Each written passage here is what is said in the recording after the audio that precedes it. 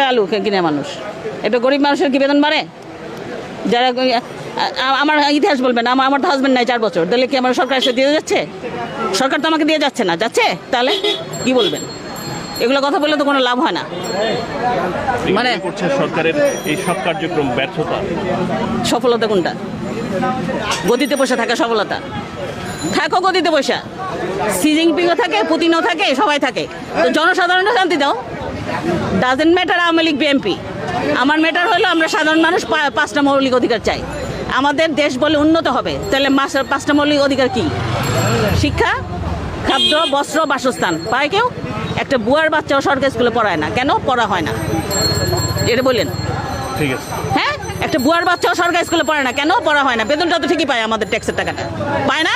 তাহলে কিসের উন্নত দেশ? উন্নত দেশ কোনটা? খালি আমি টার্গেট ধরলে আমার লাফাইলাম, উন্নত দেশ কিছুই হবে না।